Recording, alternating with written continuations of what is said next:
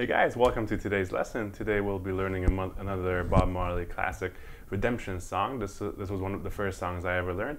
It's from the 1980 album Uprising, and this is what we'll be learning today.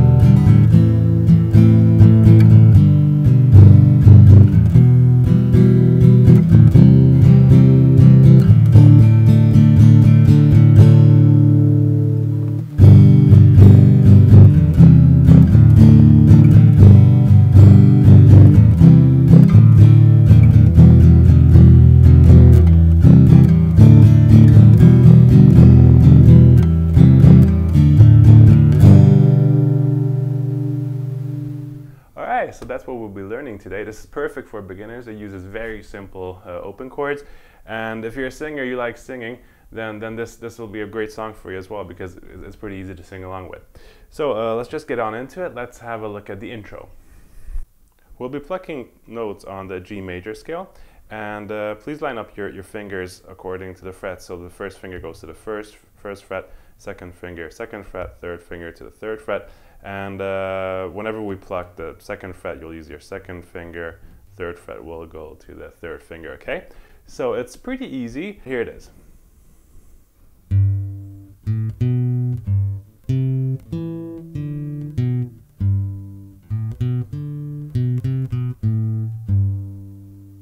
All right, so it's very simple, as you can see. And you might have noticed that I'm using my thumb to play that intro, and I'm actually using my thumb to play this entire song. That's because that's the way Bob Marley played it as well. If you want to use a plectrum, then go ahead, but I would recommend that you use your thumb instead, because that's how Bob Marley played it, and if it's good enough for him, it's good enough for us. Now I'm not going to go note for note with you on this one, since it's very simple. I'm going to play it through a few times at a slower tempo, and you'll see the tabs on the screen, and play along.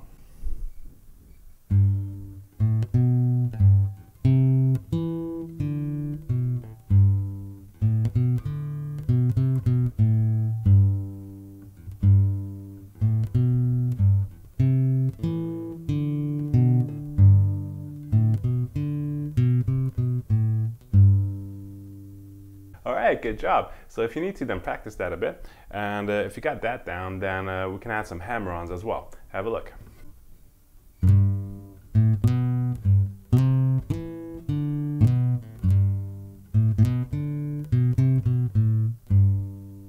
Now Bob Marley adds those hammer-ons during the intro, and you can see where I add them in the intro as well. But whenever you listen to him play it live, he'll do it differently each time around. So feel free to experiment with it.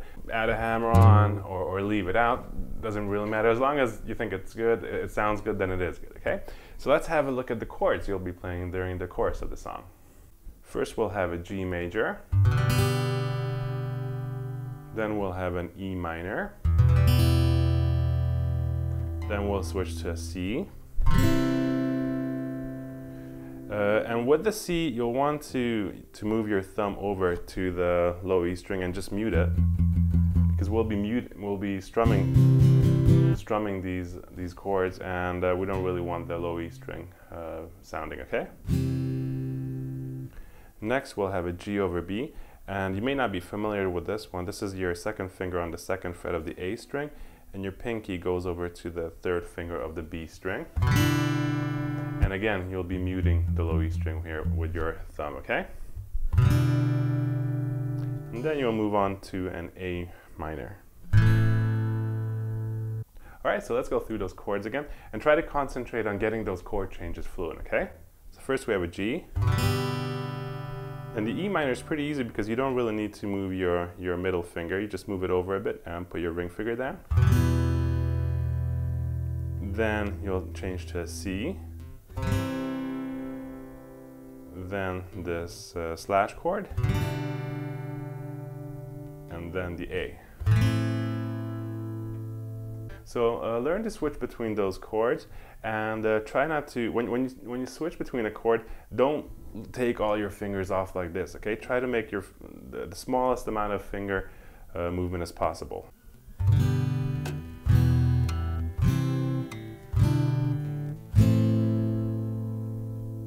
And we'll be strumming these chords. Let's have a look at a strumming pattern. If you listen to Bob Marley play it, he'll always play just a bit differently, and it's interesting to note that he's always using downward strums of his thumb. That's the way I played it in the intro, but let's just start with from the basics. So here's a strumming pattern that you could use with these chords. Let's hold down the G major and strum down, down, up, down, up.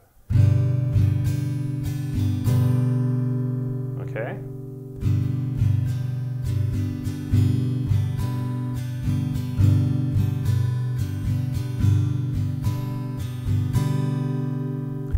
Good job. And as I mentioned, Bob Marley always strums these down. So if you were to strum it with this rhythm, only using downward thumb strums, this is what it would sound like.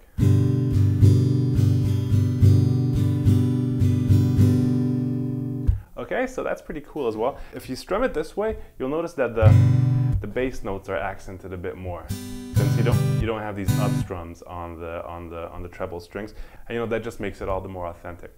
So let's add that strumming pattern to the chords that we just learned. Now the G major will have a full measure of strums. So will the E minor. And the C and the slash chord, the G slash B, will only have half measures. So we'll just strum down, down, up with each chord, okay? And then the A minor.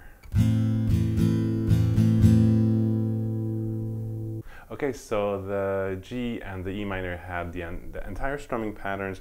The C and the G slash B just had the down, down, up. And the A minor had the entire strumming pattern as well. And when you change in between these chords, you always want to add a ghost strum. So that's a strum where you're not really fretting any of the strings. You'll be fretting open strings, so it'll sound like this.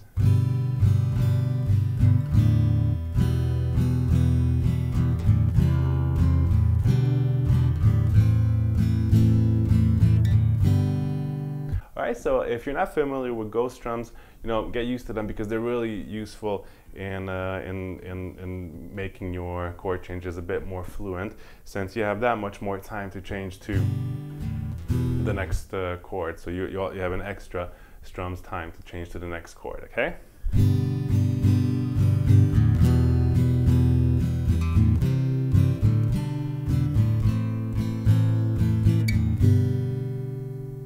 Now you'll play this chord progression around 3 times, and on the 4th time around, you'll have a full measure of C and then a full measure of D. It'll sound like this.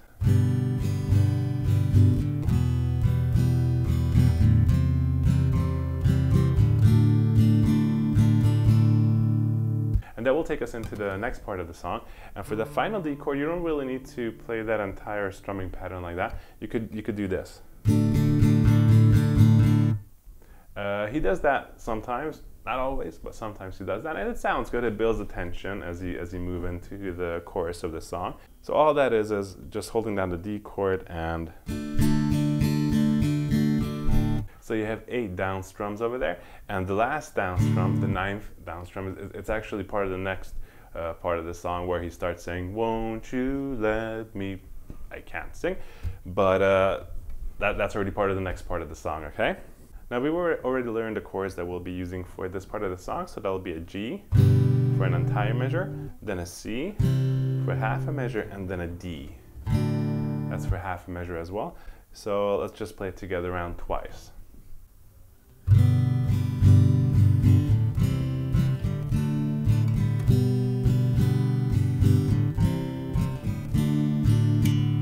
And after you play it around twice, he'll go into an E minor 7, a little transition thingy. It'll sound like this. Okay, so that's 2 down strums on the E minor. then E minor 7, E minor, E minor 7, E minor. And you also have to watch the rhythm there, okay? So have a listen to it again. Once again.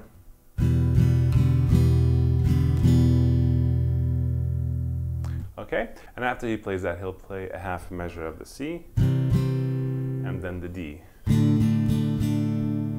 Okay, so let's have a look at this slowly. So the C minor, E minor 7 transition thingy with the C and the D at the end, okay?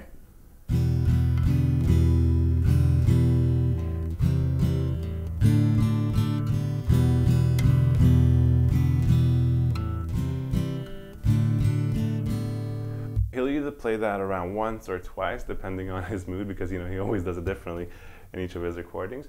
And then he'll just go back to the G, C, D progressions that we just learned before this, okay?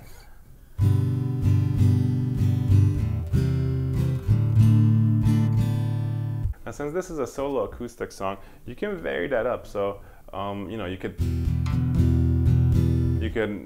maybe not add that many E minor 7s. You could play that E minor 7 bit around one more time, or maybe 3 times. It's really up to you, since you don't really have to, you know, accompany, and the band isn't accompanying you. You can lengthen it or even reduce the time you're playing this as much as you want. Okay, so we've come to the end of the lesson. We learned how to play the intro. We learned how to play the main chord progression, the chorus, the E minor 7 bit of the chorus. So we learned how to play the entire song. All you have to do is, you know, put the pieces together. But if you download the tabs from the website, I'll show you exactly when you need to play which part of the song in the tablature. So this is a great song for beginners. You know, make sure you practice that ghost strum a lot. Make sure you practice the muting of the low E string with your thumb. That's very important as well. And if you can sing, then sing along with it. You know, I can't sing, but if you like singing, then this is a great song to practice singing and playing the guitar at the same time. So I'm gonna leave you to practice this song now. Have fun with it, and I'll see you in the next lesson. Bye bye.